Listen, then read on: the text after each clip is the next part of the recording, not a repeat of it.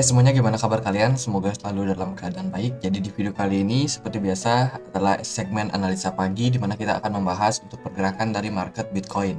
Teman-teman, hari ini itu tanggal 15 November 2022 dan ya kita akan coba untuk melihat seperti apa kondisi market saat ini. Teman-teman, setelah kasus FTX kemarin, sekarang bursa kripto di seluruh dunia itu sedang ramai-ramai mencoba untuk mempublikasikan cadangan dana mereka.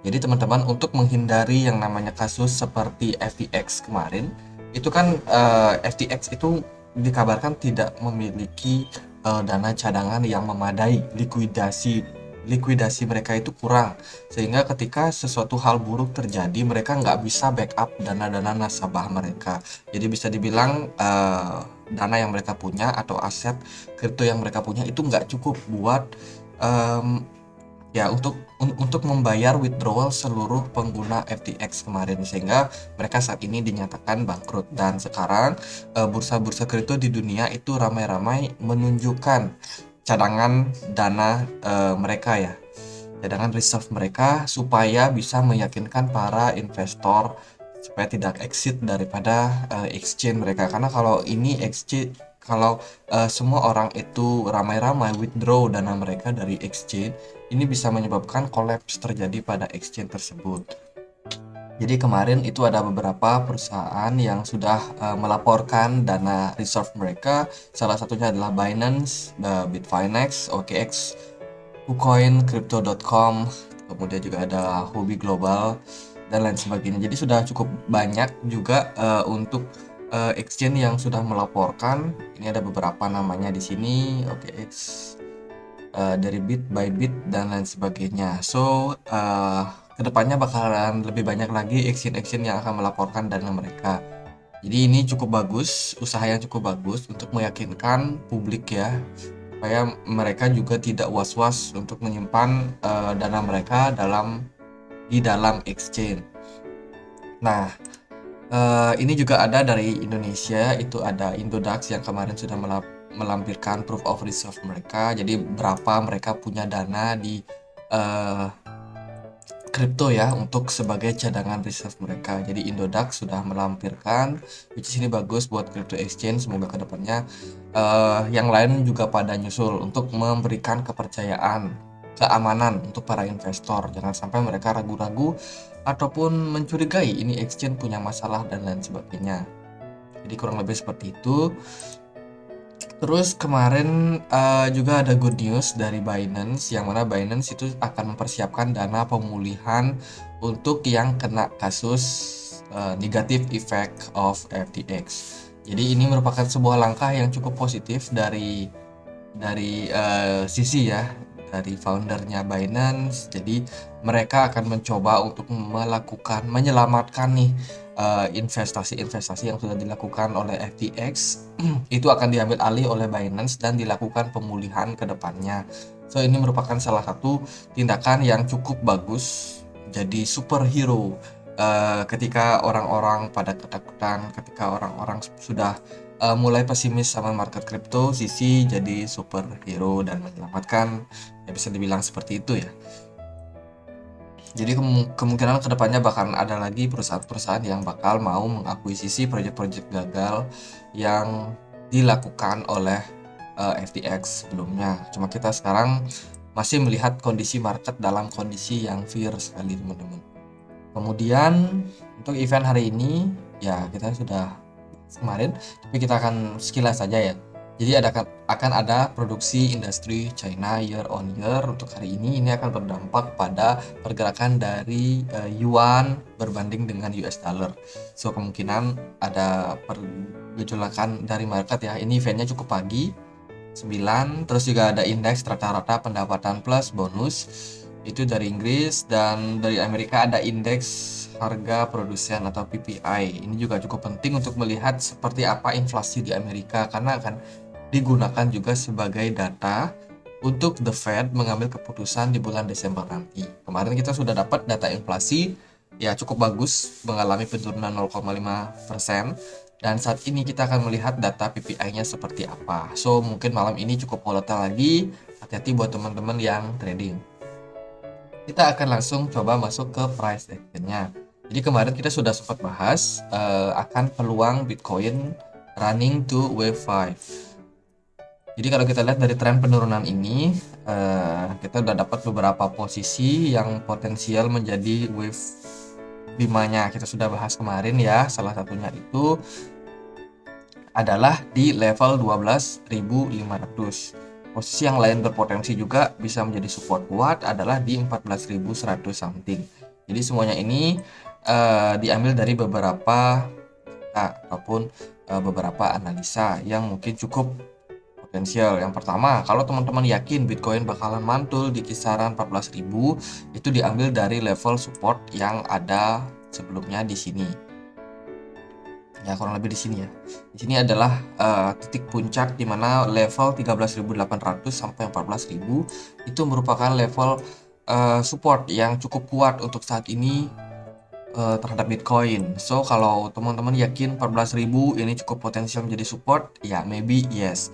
Terus potensial kedua masih ada di kisaran 12.000 something, 12.900 ya 13.000 lah kurang lebih. Itu diambil dari target penurunan descending triangle yang mana kita ambil dari sini, dari swing high-nya ke neckline sini. Kita pindahkan dan dapatlah target di kisaran 12.800. Itu potensinya, dan saat ini kita lagi menerka-nerka nih di mana posisi wave 5, atau ada potensi juga kemarin kita turun ke 15.600 itu merupakan sudah level bottomnya. Ada juga potensi seperti itu, cuma kan kita belum melihat reversal yang terjadi pada pergerakan market. Dan kalau kita lihat sih dari segi candlestick ini di time frame daily itu nggak terlalu positif. So kalau Bitcoin hanya bisa sideways di kisaran level 15.700 something, itu pun juga masih bisa menjadi sebuah kemungkinan bahwa level 15.500 kemarin ini merupakan bottomnya. Jadi kalau kita melihat Bitcoinnya sideways di sini masih akan ada potensi dia membentuk pola pembalikan arah dan ya Bitcoin reversal. Cuma kalau kita lihat dari segi candlestick itu belum sama sekali meyakinkan. Dan meskipun nanti Bitcoinnya sideways saja di kisaran level ini di 16.000, di atas 16.000 ya, itu juga tidak menjamin Bitcoin bakalan langsung naik. Bisa aja dia testing ke level-level support seperti di 13.900 ataupun sampai ke 12.700. So ini masih bisa berpotensi buat turun. Hati-hati buat teman-teman yang trading karena market sangat cukup rawan terjadi manipulasi. Terus selain itu kita akan update sekilas untuk weekly-nya. Di closing kemarin weekly, so far kita juga sudah bahas potensialnya nggak terlalu bagus. Kalau Bitcoin mau closing bagus, maka setidaknya dia bisa naik ya, bisa closing mungkin di atas dari 17.800 kemarin. Cuman itu nggak terjadi dan posisinya saat ini cukup rawan sebenarnya, masih berbahaya buat melanjutkan tren penurunannya karena ini merupakan salah satu pola kelanjutan penurunan. Kalau memang itu yang terjadi, maka kita bisa saja melihat potensi tersebut. Wave 5-nya akan ada di posisi-posisi yang sudah kita gambarkan tadi, entah itu di sini atau mungkin lebih dalam. Jadi ya itulah peluang-peluangnya wave 5. Setelah wave 5 maka tidak akan ada wave lanjutan penurunan. Artinya adalah wave 5 ini adalah bottom terakhir buat Bitcoin. Setelah itu akan digantikan dengan wave selanjutnya. Entah itu dia hanya corrective wave atau justru lanjut impulsive wave untuk running bull run. So ini adalah penurunan terakhir yang mungkin bisa kita lihat untuk Bitcoin ke depannya. Jadi ya kurang lebih gitu teman-teman. Oke, kita akan coba lihat dari indeks dolar terlebih dahulu. Indeks dolar kemarin sedikit mengalami penguatan. Dia berhasil mempertahankan level support di kisaran 104 dolar dan saat ini posisinya lagi mencoba buat recover. Saya rasa potensi terdekatnya untuk DXY itu masih bisa naik sampai ke 108.600.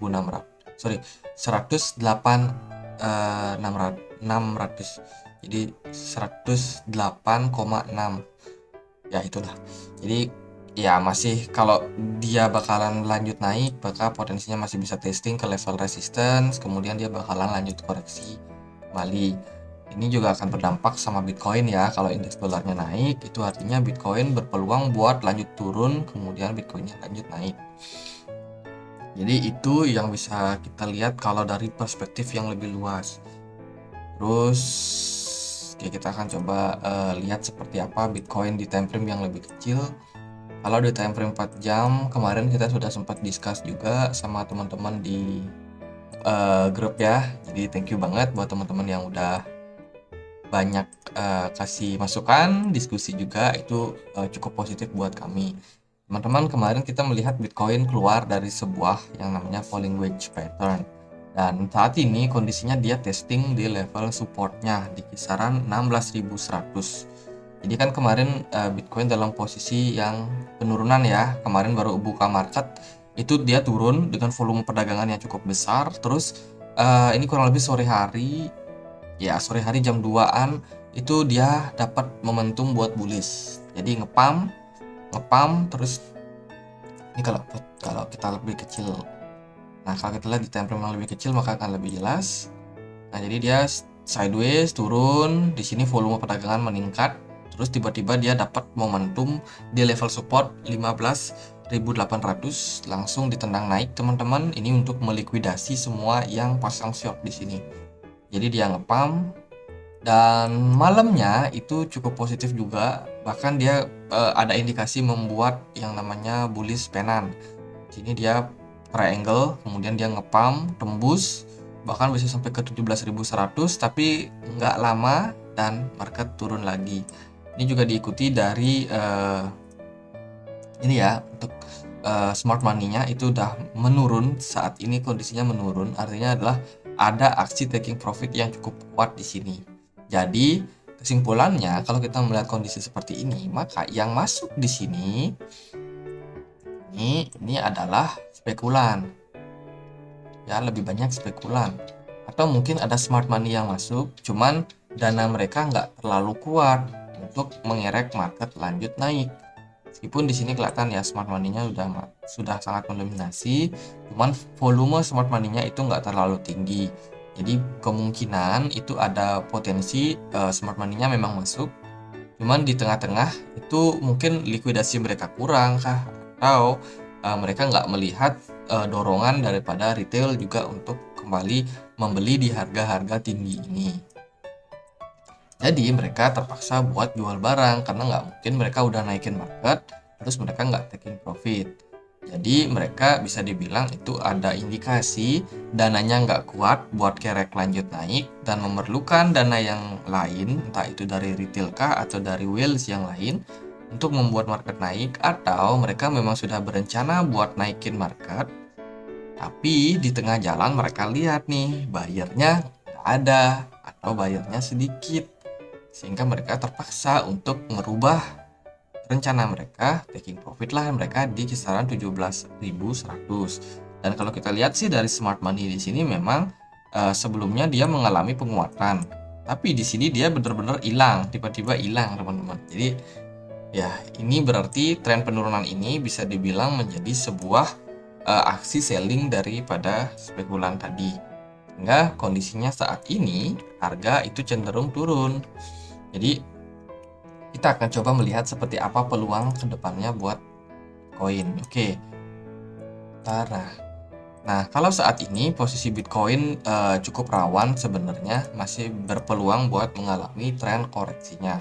Kalau kita hubungkan dengan beberapa garis, maka kita mungkin akan melihat kondisi Bitcoin itu seperti ini. Jadi dia bisa dibilang bergerak di dalam sebuah tren descending channel ya.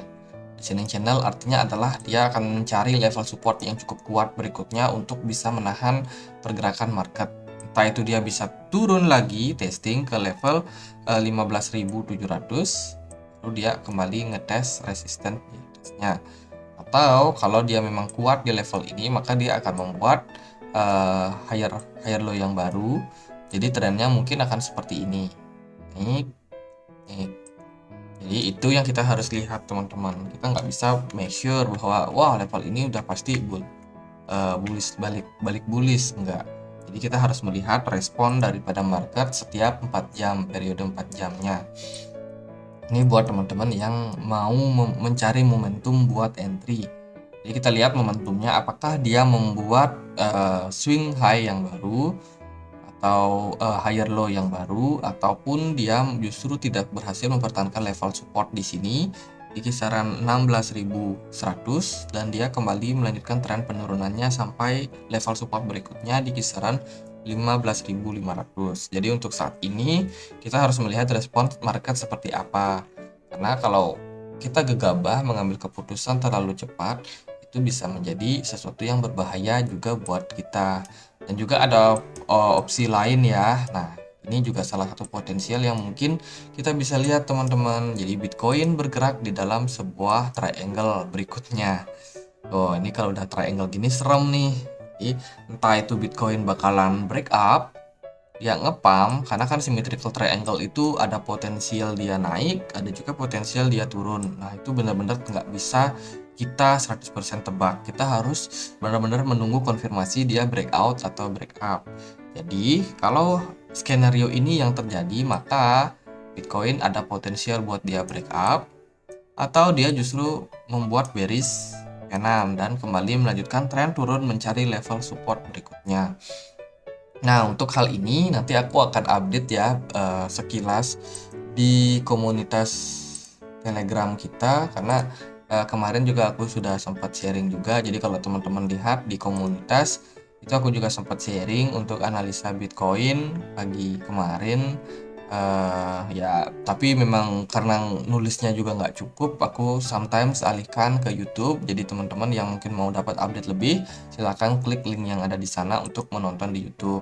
Dan untuk siang hari aku mungkin nggak bisa bikin video, tapi aku sempatkan buat update pergerakannya di komunitas Telegram ya. Aku sempatkan buat update seperti apa kondisinya. Jadi ya aku update berkala juga selama aku masih punya waktu.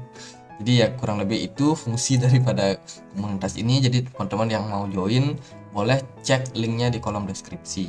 Oke, mungkin sekian aja untuk update kali ini. Semoga bisa bermanfaat. Dan akhir kata, saya Andre. Makasih.